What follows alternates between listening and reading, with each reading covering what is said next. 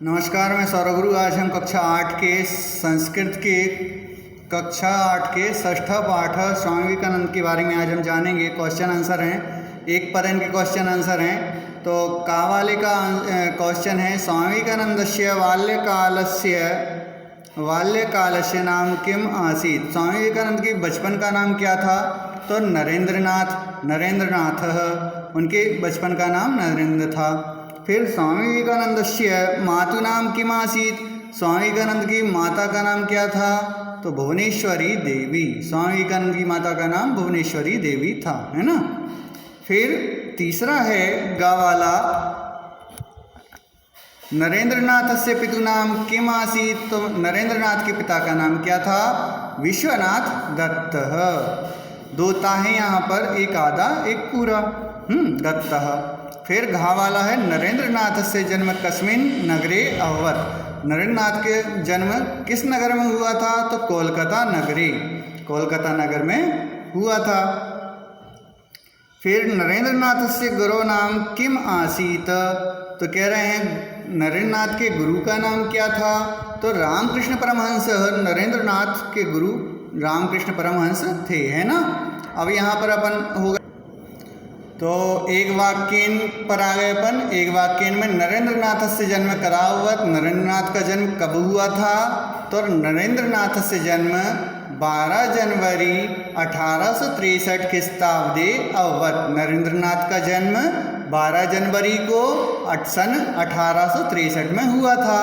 फिर शिकागो नगरे विश्व धर्म सम्मेलने भारतस्य प्रतिनिधि कः अभवत्। शिकागो नगर में विश्व धर्म सम्मेलन जब हुआ था तो भारत का प्रतिनिधि, भारत की तरफ से कौन प्रतिनिधि हुआ था? तो शिकागो नगरे विश्व धर्म सम्मेलने भारतस्य प्रतिनिधि स्वामी विवेकानंद अभवत्। तो शिकागो नगर में जब विश्व धर्म सम्मेलन हुआ था, सभी जगह से लोग वहाँ पर आए थे, तो भारत के रूप में, भारत के प्रतिनिधि के रूप में कौन गए थे? स्वामी विवेकानंद वहाँ पर प्रतिनिधि हुए। ठीक। फिर गा वाला है, स्वामी विवेकानंद कदा ब्रह्मलीनो अभवत्।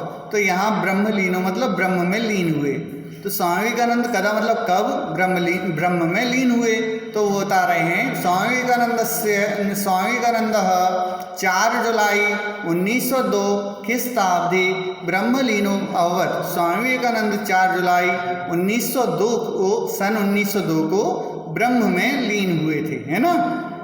फिर घा वाला है, रविंद्रनाथ टैगोरस्य किम कथनम अस्ति। तो रविंद्रनाथ टैगोर का क्या कथन है? तो उसके बारे में अपन जानते हैं। उन्होंने क्या कहा था भारत के बारे में, भारत के स्वामी विवेकानंद के बारे में। तो यहाँ पर हम एक और चीज़ है, नरेंद्रनाथस्य कथनम अस्ति यत् यदि कोपि, यदि आप जानना चाहते हैं भारत को, भारतीय संस्कृतम, यदि भारत की संस्कृति को जानना चाहते हैं, ज्ञातुमिच्छति, जानना चाहते हैं, तरहि तो प्रथम तेन स्वामी विवेकानंद विषय पठितव्य। पहले स्वामी विवेकानंद के विषय के बारे में जानो, पढ़ो। यूनाम प्रेरकः प्रदर्शकश्च कः। तो कह रहे हैं, यूनाम प्रेरकः पथ प्रदर्शकश्च स्वामी विवेकानंद। इतना अपन समझ गए हैं, आगे अपन किताब में पढ़ते हैं। हाँ, तो यहाँ पर अपन नरेंद्रनाथ एव विश्वदत्त, ये सही जोड़ी पे आ गए अपन। तो नरेंद्रनाथ एव, नरेंद्रनाथ ही कौन थे? अपने स्वामी विवेकानंद थे, है ना। तो स्वामी विवेकानंद। नरेंद्रनाथ से मातु नाम किम। तो अपन ने पढ़ लिया है, भुवनेश्वरी देवी। नरेंद्रनाथ पितु नाम किम। तो पिता कौन थे? तो इनके पिता थे विश्वनाथ दत्त। फिर नरेंद्रनाथ से गुरु नाम किम। तो गुरु कौन थे? रामकृष्ण परमहंस इनके गुरु थे। फिर नरेंद्रनाथ प्रिय शिष्या, नरेंद्रनाथ की जो प्रिय शिष्य थी वह कौन थी? तो भगनी निवेदिता। भगनी निवेदिता उनकी प्रिय शिष्या थी। अब अपन आ गए हैं शुद्ध अशुद्ध पर, आम नाम पर हैं। तो पौरुषः कुरु, पौरुष करो, आम सही है। फिर आत्मभावस्य विकासः एव कर्मः, आत्मा का जो भाव विकास का कर्म है, आत्मभावस्य विकास है एव कर्म, तो आत्मा का जो भाव है वही विकास का कर्म है। हाँ सही है। आम जीवनस्यार्थम उन्नति नास्ति, जीवन का अर्थ जो है वह उन्नति में नहीं है क्या? तो यह गलत है, नहीं उन्नति में है। आम, तो ये गलत है, तो ना। ठीक। स्वार्थ भाव एव मृत्यु, स्वार्थ का जो भाव है वही मृत्यु है। हाँ सही है। आम। परोपकारः अपवित्रम कार्यमस्ति, परोपकार का पवित्र कार्य है या अपवित्र? तो इसमें अपवित्र लिखा है तो ये नहीं है, ना।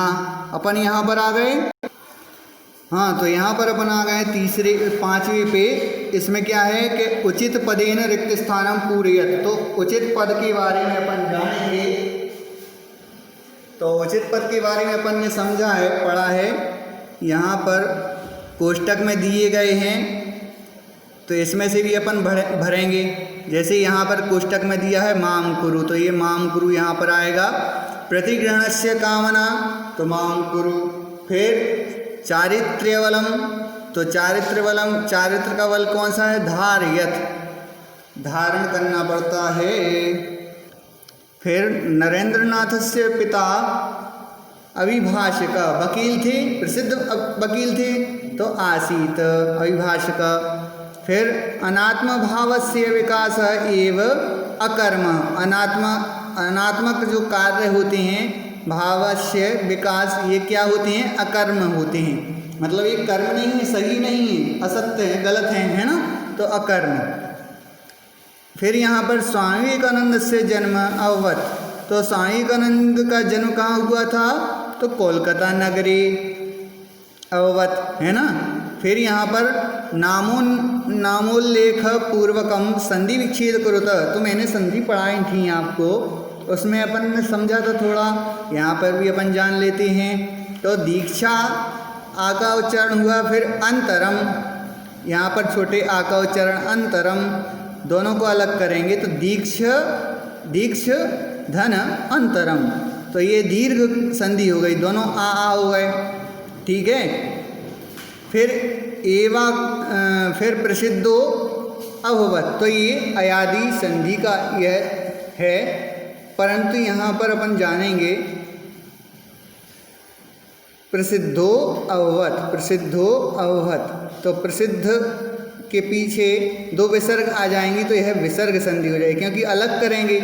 फिर अववत, अववत एक अलग शब्द है ना, तो ये विसर्ग संधि में आ जाए, क्योंकि अपन प्रसिद्ध को अलग करेंगे तो प्रसिद्ध में दो विसर्ग आ जाती हैं। फिर आगे अपन करेंगे एवा कर्म, हाँ, तो एव मतलब ही और अकर्म, तो दोनों को अलग करेंगे तो एव धन अकर्म, तो ये दीर्घ संधि है, इसमें भी दो आ हैं।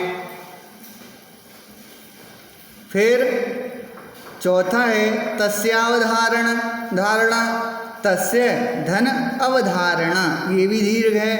फिर अने नैव ऐव, ये वृद्धि संधि है, ए की और आई की, यहाँ पे औ की और आई की जो मात्रा होती है वहाँ वृद्धि संधि होती है, तो आई की मात्रा है यहाँ पर अने नैव, तो अनेन धन ऐव।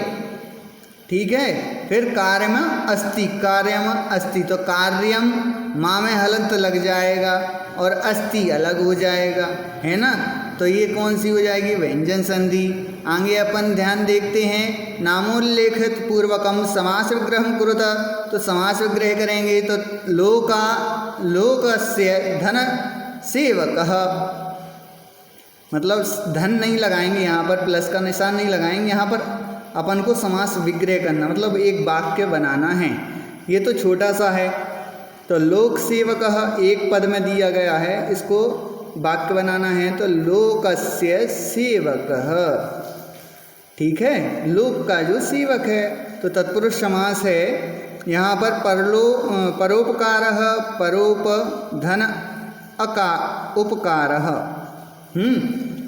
तो यहाँ पर अपन ने देख लिया। फिर परिव्राजक दीक्षाम, परिव्राजकस्य दीक्षाम, यह भी तत्पुरुष समास। है ना। परोपकारस्य धन परोपस्य धन उपकारः। फिर यहाँ पर परिव्राजकस्य धन दीक्षां। फिर जीवनस्य गतिः ईश्वरस्य प्राप्ति। तो ये है से जहाँ लगा है वहाँ तत्पुरुष समास हो चुका है। तो अपन ने ये ध्यान रखा है जहाँ से लगेगा तो वहाँ पर तत्पुरुष समास होगा। अब अपन देखते हैं कि मूल शब्दम लिंग भक्तिम वचनंच लिखत। तो अपन को इनके वाक्य बनाना है। तो ये जो वाक्य लिखे शब्द लिखे हैं इनके मूल शब्द लिखना है। और एक कौन से लिंग विभक्ति किस विभक्ति का है और वचन में अपन को इसको लिखना है। तो ज्ञानम का मूल शब्द है ज्ञान। और ये ज्ञानम किसका है, कौन सी का है, तो नपुंसक लिंग प्रथमा व्यक्ति एक वचन का यह शब्द है। फिर कार्यम में कार्य मूल शब्द है, नपुंसक लिंग है, प्रथमा व्यक्ति है, एक वचन है। फिर अनेन, तो अनेन का इदम इसका पूर्ण शब्द है, नपुंसक लिंग है, तृतीय व्यक्ति एक वचन है। ईश्वर, तो ईश्वर के में भी ये है कि ईश्वर पुल्लिंग है, प्रथमा विभक्ति एक वचन है। फिर दीन, तो दीन है, पुल्लिंग है, प्रथमा व्यक्ति एक वचन है। क्रीड़ासु, तो क्रीड़ा स्त्रीलिंग षष्ठी व्यक्ति बहुवचन। एतेषाम, एतत् का यह शब्द है, पुल्लिंग है और षष्ठी व्यक्ति बहुवचन है। फिर यहाँ पर सह मतलब है ना, तत् पुल्लिंग है, प्रथमा व्यक्ति है और एक वचन है। अपन इतना जान गए हैं, आगे अपन और देखते हैं। तो यहाँ पर लिखा है अव्ययानाम वाक्य प्रयोगम कुरुत।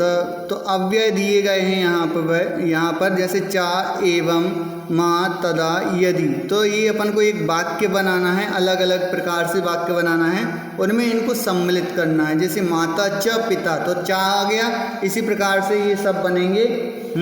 तो आपको बनाना है, घर पर ही प्रयोग करना है। धन्यवाद।